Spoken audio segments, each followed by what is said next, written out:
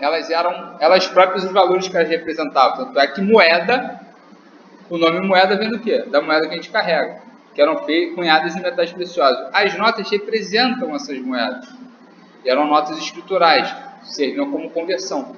Para vocês terem uma ideia de como isso era importante para a economia, uma das tarefas que Newton ganhou notoriedade foi criar um meio que evitasse a senhoriagem, ou não, criou um meio de se fazer uma senhoriagem segura, que senhoriagem é um imposto que os senhores que cuidavam da emissão de moedas cobravam para cunhar, converter metal precioso em moeda.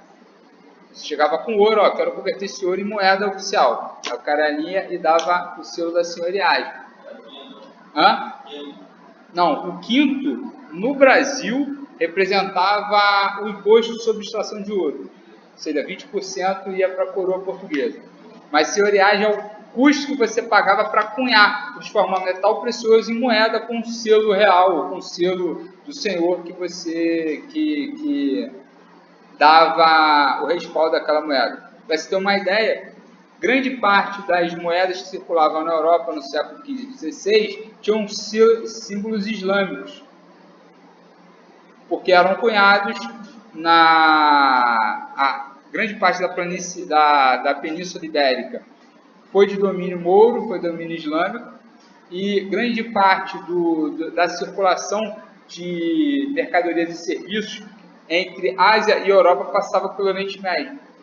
Então, grande parte da cunhagem das moedas que eram utilizadas nessa transação eram moedas de origem islâmica. Então, você era cristão, mas você andava com uma moeda no bolso que dizia que Allah era o seu Deus. Então, para vocês verem que o dinheiro resolve qualquer problema de fé, resolve qualquer problema de credo, de preferência sexual e por aí vai. Mas o lastro, então, representa o valor que aquela moeda está associada. E segundo, qual é o seu nome? Quando a economia vai bem, a moeda daquele país vai bem, mesmo a moeda fiduciária, essa que você está no teu bolso aí.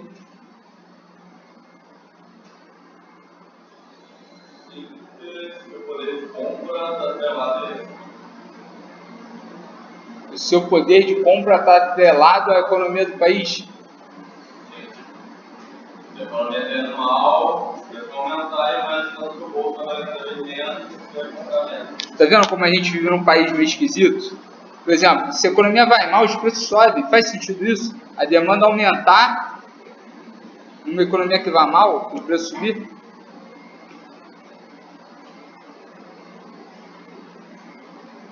É porque a gente vive num país onde a relação entre política monetária e política econômica não anda na mesma mão.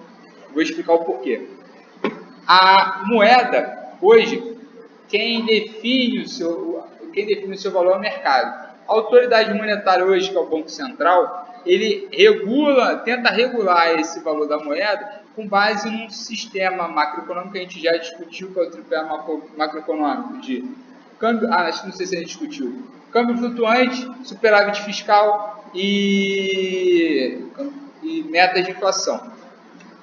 O sistema de meta de inflação, que é um desses tripés macroeconômicos, ele funciona da seguinte forma: o cupom se reúne, que é o comitê que faz a reunião para definir a meta de inflação para o próximo ano.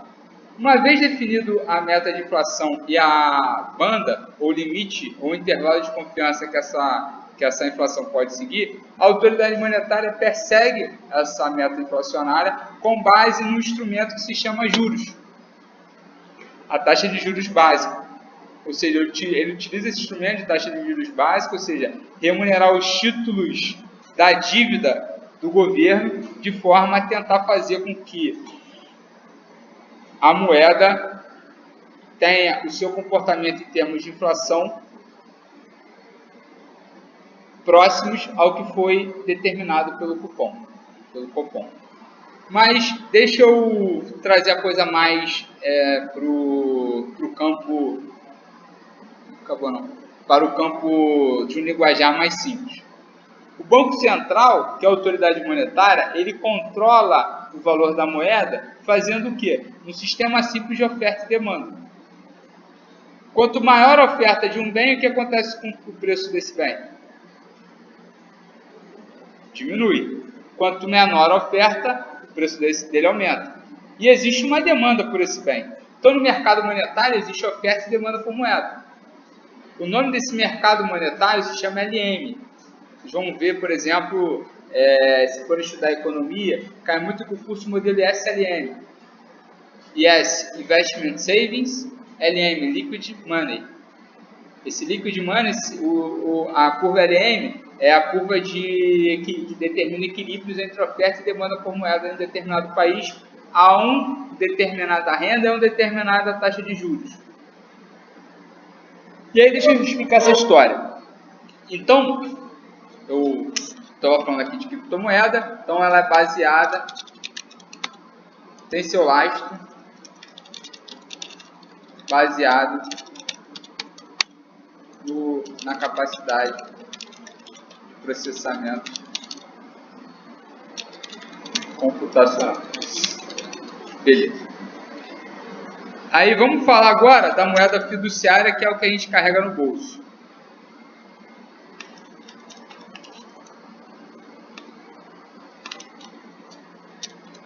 Porra!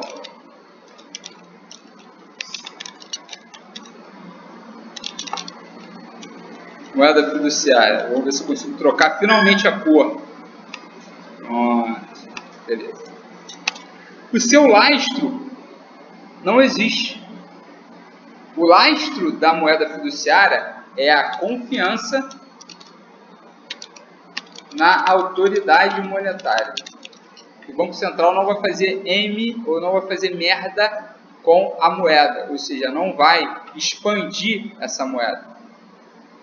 Okay? Eu não vou entrar nesses meandros, mas os meios de pagamento não são só apenas a moeda. Você utiliza a moeda, que faz parte da base monetária, que é papel moeda emitido em poder do público, PMPP, mais depósitos à vista. Depósitos à vista mais papel moeda serve como meio de pagamento mais líquido, o nome é M1. Eu não vou entrar nesse meandro, mas se vocês entrarem na literatura, buscarem, entrarem no livro, vai ter lá. Vou tentar fazer a coisa mais feijão com arroz possível. Então, se a autoridade monetária resolve expandir essa oferta de moeda, o preço da moeda vai lá para baixo. E o que significa o preço da moeda ir lá para baixo? De onde tu aprendeu isso? Por que tu falou isso, que a inflação sobe? Comigo? Na vida? Então, por favor, discorra sobre isso. Então vamos lá. A moeda fiduciária, o seu lastro é baseado na confiança da autoridade monetária. Eu vou botar aqui lastro. O que acontece quando a confiança cai ou se emite excessivamente moeda na economia? Gostaram que eu sei escrever excessivamente, né? Hã? Sem ter que voltar, sem ter que ficar vendo se estava sublinhado. Chegar aqui, aperta esse botãozinho, opa, tá tranquilo. Então vamos lá. O que acontece? Você falou inflação, e agora eu quero que você discorra sobre isso. Você falou que a moeda tem mais moeda no mercado, então a sua moeda está valendo menos. Vale menos, mas por que a sua moeda vale menos gera inflação? Por que isso é inflação? Isso mais gente.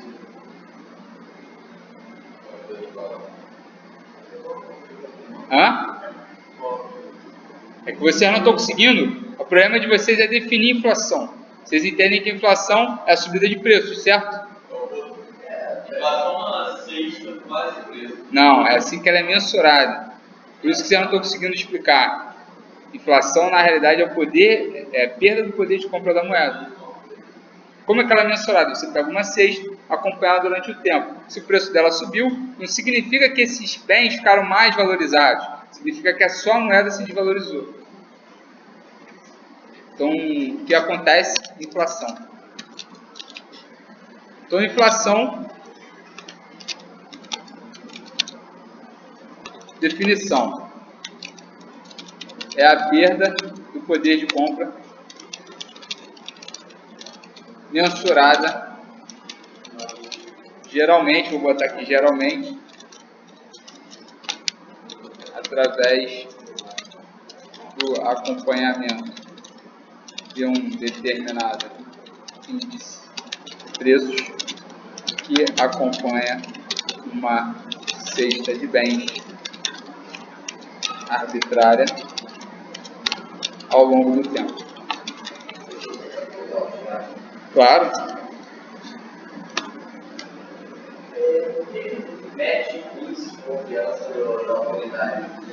Bom, quando a autoridade monetária não tem confiança, o problema é que a inflação e o jogo econômico é um jogo dinâmico, certo?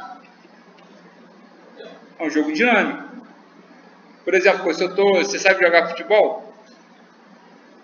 Mais ou menos, né? Pela essa resposta aí eu já vi que não... Mas eu também não sei muito não, mas se me perguntar, porra, meu irmão, se me perguntar eu falo. Muito. Então é o seguinte, quando você vai bater um pênalti, se você ter confiança naquele cara, o goleiro já treme, o cara bate, faz o gol, a torcida fica tranquila, que nem o Neymar batendo. Agora, quando tem pênalti, vem o Diego para bater. A torcida fica feliz? Aos 48 do segundo tempo, jogo do Flamengo. O que acontece? O jogo econômico é um jogo dinâmico. Aos 45 do segundo tempo tem um pênalti, o Neymar vai bater. O que você faz? É a questão do tempo, né? Da realização de uma determinada aposta. Se você vê que é o Diego que vai bater, que é o Neymar que vai bater, meu irmão, você pode apostar na vitória do seu time que está garantido. E aí o que seria a vitória da autoridade monetária? Controlar a inflação. Por isso que ela tem a confiança. Ela não vai emitir moeda desnecessária. Se a inflação ficar descontrolada, ela vai subir juros. Ela vai atuar de forma decisiva no combate inflacionário. Ela vai perseguir aquela meta. Então, o mercado confia naquelas decisões, na decisão da autoridade monetária e acaba comprando o quê? O que ele está dizendo. Ó, vou lá bater o pênalti que eu quero fazer o gol. Por isso que a autoridade monetária precisa do quê? Confiança. Confiança é o seu lastro que faz com que a moeda se valorize ou não. Ou mantenha constante o seu poder de compra. Porque a meta inflacionária não é negativa. A meta inflacionária é positiva e tem uma razão de ser. Tirei a tua dúvida com relação à confiança. Então, a inflação é mensurada através do índice de preços, mas a sua definição é a perda de valor da moeda. E essa perda de valor da moeda se dá de duas frentes. Obviamente, o excesso de oferta de moeda é a principal causa, mas existem causas secundárias, tá certo? Então, as causas secundárias de inflação, que são as mais estudadas e acabam... Por que são as mais estudadas? Porque nas economias civilizadas são as únicas causas de inflação. Você não vai ver uma inflação acontecendo na Inglaterra, que foi onde começou a surgir o pensamento macroeconômico. Keynes era inglês, era um lord inglês do século XIX, final do século XIX, do século XX, por excesso de emissão de moeda. A despeito do que? Da Primeira e Segunda Guerra, houve uma quebra e uma perda de confiança no padrão ouro. Mas uma das grandes causas da perda hegemônica da Inglaterra foi tentar manter o padrão ouro em uma época que não havia mais a capacidade dos outros países de manter esse padrão ouro. Então a Inglaterra basicamente manteve o padrão ouro sozinha e perdeu muito dinheiro com isso. E as causas secundárias da inflação são choques de demanda e oferta, ou seja, choques obviamente adversos, né? Desastres naturais fazem com que a demanda de determinados produtos caia. Guerras, principalmente com o que aconteceu no choque do petróleo da década de 70. Guerras, a inserção da OPEP, a interferência estatal, várias coisas podem acontecer que ocorram choques. Uma pergunta, o que é um choque na economia? Vocês sabem definir? Uma coisa acontece fora do esperado. Uma coisa não prevista. Porra, tu andou vendo algum tutorial de economia? Pô, tô vendo que tu tá um cara afiado. Já falou ali de inflação, falou de choque, estou gostando de ver. A inflação inercial, o que significa a inflação inercial? A inflação trazida do período passado, através do que? Da indexação dos preços. O que são preços indexados? Vamos ver se você está afiado. Padrão. Hã? Padrão. Não. Preço indexado, o que seria? Você pega preços, sei lá, 10 anos, você vai fazer a comparativa e ver como a inflação foi variando. Ó, vocês primeiro... Index significa o quê? Index é índice em inglês, certo? O que é um índice? Índice é um termômetro, é um parâmetro. Preços indexados são preços que se movimentam com base num parâmetro. Geralmente, esse parâmetro é o quê? A inflação passada. Então, preços indexados são preços que são reajustados de acordo com a inflação passada. Existem vários preços que seguem essa regra, principalmente preços de produtos administrados pelo governo ou tabelados por ele, como passagem de ônibus. Antigamente, a gasolina era um preço indexado, bujão de gás e por aí vai. Mensalidade escolar, plano de saúde, todos esses seguem uma regra de reajuste com base numa cesta de gastos passados. Tem o INCC, que é o Índice Nacional da Construção Civil, que também segue uma cesta de preços que tenta refletir a inflação do setor de construção. Choques inercial e... são três causas. Inflação inercial, choques e... bora aí, me dê uma ajuda. Choques, inercial, choques de demanda e oferta. Vou até dar uma pausa aqui. Vamos lá. Bom, para minha defesa, inflação de custos nada mais é do que uma inflação inercial, uma inflação em termos de choque, só que choque de oferta, né? Então, você teve um aumento de custos. Esses custos são repassados para os preços. Mas vou dar um exemplo do que pode ser uma inflação de custos. Recentemente, se você sobe os impostos, subiram os impostos. Vou botar 2 pontos aqui, exemplo. Subida abrupta dos impostos, que a gente chama na literatura de tarifaço. Quando você sobe abruptamente os impostos na economia, os preços acabam, esse aumento nos impostos acaba sendo passado para os preços, gerando inflação. Um exemplo de inflação de custo, aumento abrupto do salário mínimo, faz com que esse aumento no salário seja repassado para onde? Para a inflação. E essas duas causas, essas três causas aqui, são as causas que acometem os países cuja economia seja uma economia civilizada. Por quê? Porque emitir moeda nada mais é do que uma forma de tributação. Quando você emite moeda, você faz o quê? Você desvaloriza a moeda que está circulando no bolso do quê? Do agente econômico, dos cidadãos. Então, um país que resolve pagar suas contas através da emissão de moeda, ele na verdade está tributando a economia, fazendo com que os preços subam porque a sua moeda está sendo desvalorizada e expropriando da sociedade riqueza. O problema é que quando você faz a tributação pela forma da inflação, você gera alguma distorção na economia? O que vocês acham?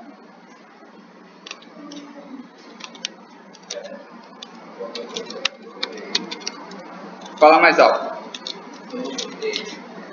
A inflação é um imposto. Aí eu quero saber, quando você emite mais moeda, você eleva os preços da economia. Esse imposto, o que é um imposto? É você extrair riqueza da sociedade para o governo. Ele é um imposto que gera alguma distorção?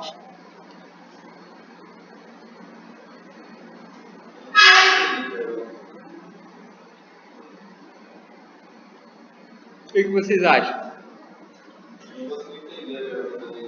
Inflação gera distorção? O que tu não entendeu nisso? Pô. Mas o que? Ou se gera ou não gera? Explique. Qual distorção que a inflação poderia gerar?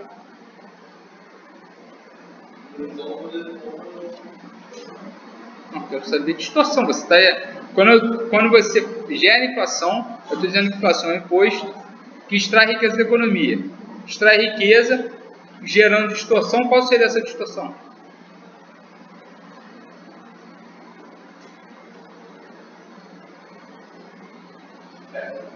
Inflação, porque emitir moeda. Isso. Inflação. Isso diminui o poder de compra da pessoa. Beleza. O preço vai ser aumentado. Isso. E aí?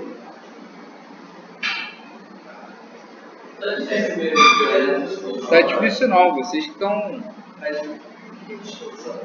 Distorção seria a mudança de um cenário A para um cenário B. Que foi mais ou menos o que aconteceu.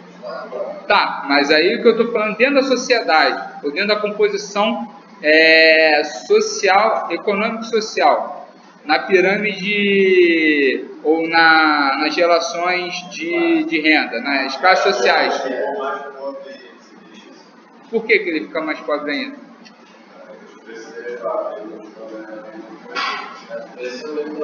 Não, o salário mínimo acompanha de certa forma a inflação. Acompanha de certo modo a inflação? Esse reajuste.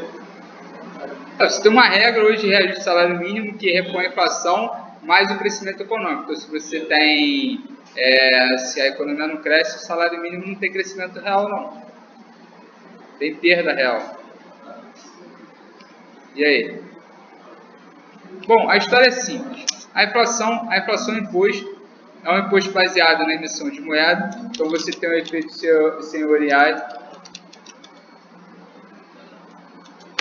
que antigamente era o imposto de se cunhar a moeda. Tá? Então, a senhoriais de um imposto inflacionário, ele funciona de que forma? Ele retira o poder de compra da sociedade. Só que esse poder de compra, ele é viesado. Essa extração é viesada. Pois quem mais sofre é a classe mais pobre. Por quê? Porque o pobre, ele toda a sua renda vai para consumo. O rico, ele não consome toda a sua renda. A definição de pobre é que não tem poupança. Por isso, por exemplo, quando o Collor fez o curralito da poupança, falaram que tiraram a poupança do pobre, a preço de 2012, 8.600 cruzeiros, não, acho que eram 50 mil cruzeiros, é 8.600 reais. Então, assim, difícil tu ver um pobre com 8.600 reais na poupança. Classe média, tranquilo, mas pobre não tem. Pobre consome toda a sua renda, ele vive sempre o quê? Na fase de subsistência. Ele não tem excedente. Então, o pobre, o preço subiu, ele está no pior cenário possível, porque ele tem que consumir toda a sua renda. O rico não. O rico, se o preço sobe, primeiro que ele já não consome tudo. E mais, os bens que o pobre acessa são bens cuja elasticidade da demanda é baixa. Quando a elasticidade da demanda é baixa, você é obrigado a continuar consumindo mesmo que o preço suba. Alimento, remédio, você tem que consumir.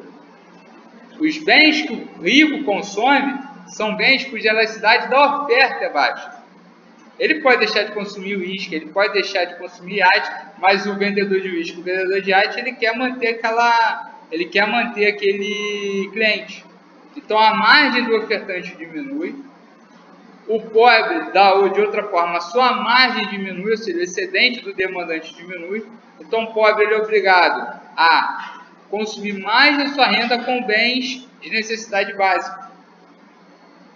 E o rico, de outra forma, ele consome muito pouco percentualmente da sua renda com bens de necessidade básica, com alimentação e remédio, por exemplo, e o excedente ele consegue poupar.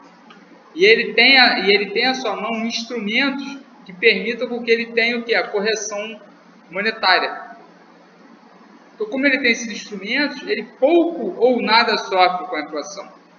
A classe média alta e o rico, ele tem instrumentos financeiros que permita eles fazerem implicações imediatas dos seus recursos para que eles não percam nada com a inflação.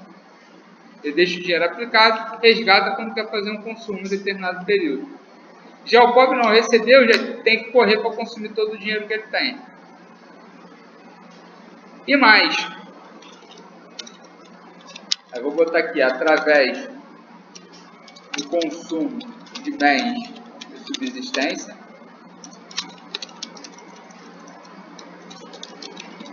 o pobre subsistência.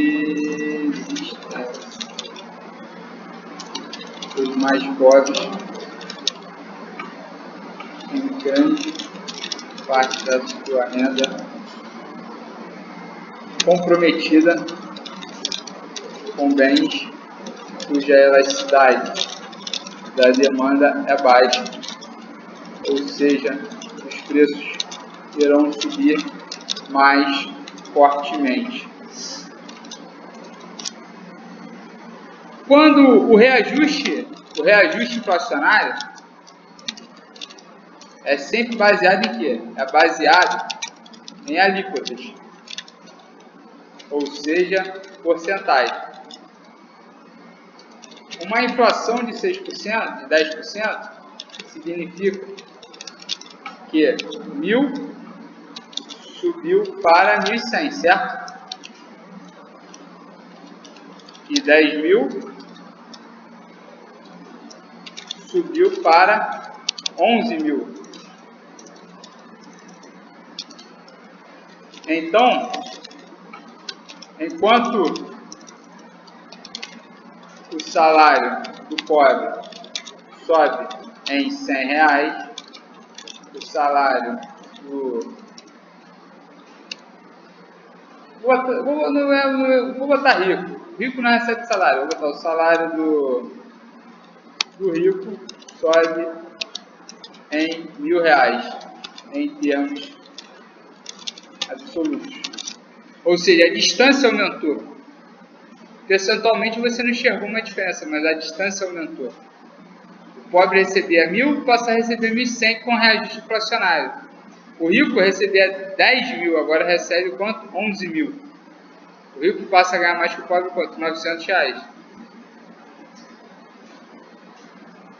Então, o reajuste inflacionário, quando você vê a distribuição de preços, faz com que a variância que ela impacta ao quadrado, deixa eu escrever isso aqui, ó.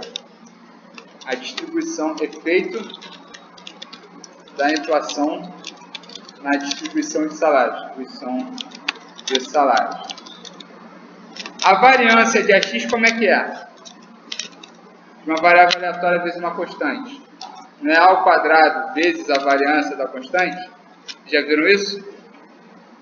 Você não está em estatística? Não? Vocês estão qual período da engenharia? Sétimo? Não viram estatística?